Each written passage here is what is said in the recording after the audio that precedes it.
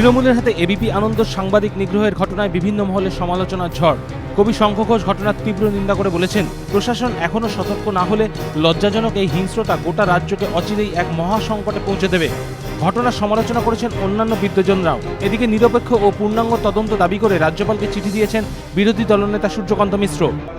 ঘটনার সমালোচনায় সরব নগরোন্নয়ন প্রতিমন্ত্রী দীপা দাসমুন্সী ও কেন্দ্রীয় রেল প্রতিমন্ত্রী অধীর চৌধুরী। বিজেপি নেতা তথাগত রায়ের কটাক্ষ, সিপিএম আশ্রিত দুষ্কৃতীরাই এখন তৃণমূলে গিয়ে এইসব কাণ্ড ঘটাচ্ছে। অন্যদিকে ঘটনার নিন্দা করে তৃণমূল সাংসদ দীনেশ ত্রিবেদী বলেছেন, ঘটনার পরই আমি ব্যারাকপুরের পুলিশ কমিশনারের সঙ্গে কথা বলেছি। সংবাদ মাধ্যমের ওপর আক্রমণ মানে গণতন্ত্রের উপর আক্রমণ। রাজনৈতিক রং না দেখে কড়া ও নিরপেক্ষ পদক্ষেপ করার জন্য পুলিশ কমিশনারকে বলেছি।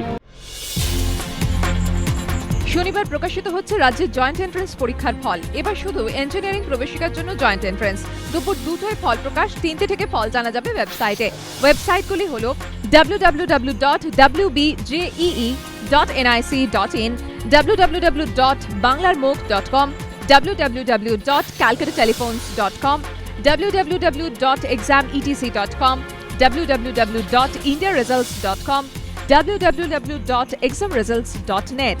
ফল জানা যাবে এসএমএস করেও। প্রার্থীদের প্রথমে লিখতে হবে রেজাল্ট, তারপর স্পেস দিয়ে WBJEE, স্পেস দিয়ে লিখতে হবে রোল নাম্বার, পাঠাতে হবে 56263 নম্বরে। কেন্দ্রীয় বাহিনী চেয়ে ফের দিল্লির দ্বারস্থ হতে চলেছে রাজ্য সরকার, এমনটাই মহাকরণ সূত্রের খবর। আদালতের নির্দেশ মতো বাহিনীর ব্যবস্থা করতে না পেরে এর আগেও 300 কোম্পানি কেন্দ্রীয় বাহিনী চেয়ে দিল্লিকে চিঠি দিয়েছিল মহাকরণ, কিন্তু স্বরাষ্ট্র মন্ত্রক জানিয়ে দেয় পঞ্চায়েত ভোটে কেন্দ্রের সশস্ত্র বাহিনী দেওয়া সম্ভব নয়। বুধবার মহাকরণে একথা জানান মুখ্যমন্ত্রী, কিন্তু মহাকরণ সূত্রের খবর এরপর ফের দিল্লি থেকে 300 কোম্পানি কেন্দ্রীয় বাহিনী চাইতে চলেছে মহাকরণ। শুধু দিল্লিই নয়, বাহিনী চেয়ে অন্ধ্রপ্রদেশ ও তামিলনাড়ুকেও তারা চিঠি দিতে চলেছে বলে সূত্রের খবর। এদিকে মনোনয়নে বিরোধীরা বাধা পাচ্ছে কিনা তা নিয়ে রাজ্য নির্বাচন কমিশনের যে প্রশ্ন তুলেছেন তার সঙ্গে সহমত পঞ্চায়েত মন্ত্রী। বৃহস্পতিবার মীরা পাণ্ডে বলেন, শাসক দলের বাধায় কেউ মনোনয়নপত্র পেশ করতে পারেননি, নাকি তারা নিজেরাই তা জমা দেননি, সেটা খোঁজ নিয়ে দেখতে হবে। এর আগে একাধিকবার মীরা পাণ্ডেকে আক্রমণের নিশানা করলেও এক্ষেত্রে অবশ্য রাজ্য নির্বাচন কমিশনারের বক্তব্যকে সমর্থন জানিয়েছেন পঞ্চায়েত মন্ত্রী।